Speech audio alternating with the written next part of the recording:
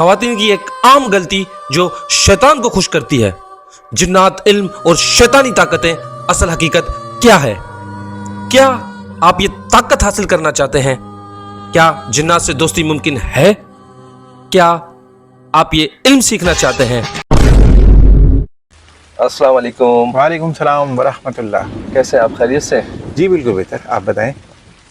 कुछ सवालात है मेरे ज़हन में, जी तो मैं ये सोच रहा था कि अगर आपसे मुलाकात का शर्फ हासिल हुआ, इंशाल्लाह लाजमी मैं आपसे पूछूंगा।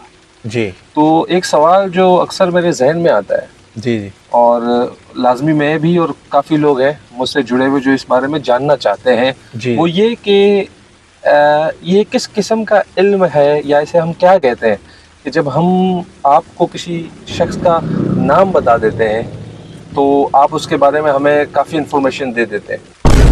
देखिए, सबसे पहले तो ये है कि कोई शख्स मुझसे किसी भी शख्स के बारे में सवाल करता है तो नाम तो सिर्फ एक उसकी आइडेंटिटी है, उसका तशख़्ख़ुस है, लेकिन एक नाम के हज़ारों अफराद मौजूद हैं। हर फ़र्द की अपनी एक डिटेल तफसीलात, उसकी लाइफ लाइन होती है, उसकी प्रेडिक्शंस होती हैं, आगे की क्या चीज़ें उसकी लाइफ में आ रही हैं, लेकिन वो नाम से नहीं होती हैं। असल चीज़ ये होती है, नॉर्मली जब कोई मुझसे बात करता है तो इब्तदाई तौर से अपना तारुफ नाम से कराता है, फिर उसके बाद मैं उससे पूछता हूँ कि आपके पास आपकी जो तस्वीर है मुझे आप भेजें।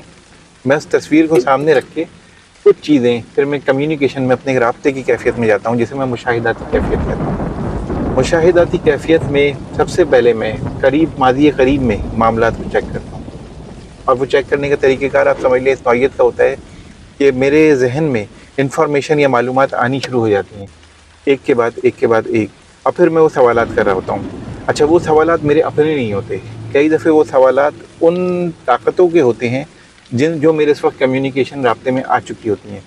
अब उन ताकतों में बहुत सी अजिन्ना जमात से, इसको मैं कहना चाहूँगा बहुत सी या अक्सर अजिन्ना जमात से ताल्लुक़ रखने वाली होती हैं, जिनसे सवाल जवाब होते हैं, वो मुझे बता रहे होते हैं और उनसे डिस्कस हो रही होती है सारी बातें।